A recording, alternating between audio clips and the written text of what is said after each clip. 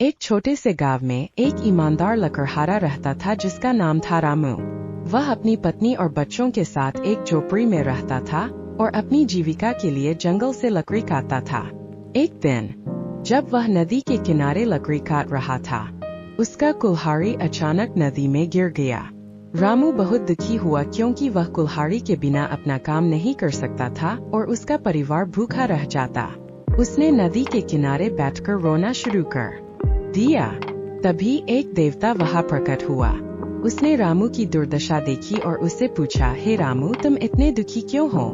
रामू ने अपनी दुर्दशा बताई और कहा, मेरा कुल्हाड़ी नदी में गिर गया है और अब मैं अपना काम नहीं कर सकता। देवता ने कहा, मैं तुम्हारी मदद कर सकता हूँ। फिर उसने नदी में हाथ डाला और एक सोने का कुल्हाड़ी निकाला।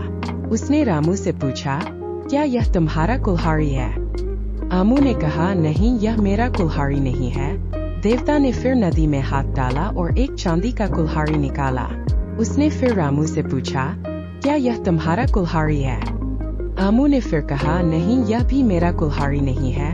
अंत में देवता ने नदी में हाथ डाला और रामू का पुराना लकड़ी का कुल्हाड़ी निकाला। रामू बहुत खुश हुआ और उसने कहा, हाँ, यह मेरा कुल्हाड़ी है। देवता रामू की ईमानदारी से बहुत प्रसन्न हुआ। उसने रामू को सोने और चांदी के दोनों कुल्हाड़ी दे दिए और कहा, तुम्हारी ईमानदारी देखकर मुझे बहुत खुशी हुई। यह दोनों कुल्हाड़ी तुम्हारे लिए इनाम है। रामू बहुत खुश हुआ और उसने देवता को धन्यवाद दिया। वह अपने नए कुल्हाड़ी लेकर घर चला गया और अपने परिवार के साथ खुशी से रहने लगा। इस कहानी से हमें यह शिक्षा मिलती है कि ईमानदारी सबसे बड़ा धन है।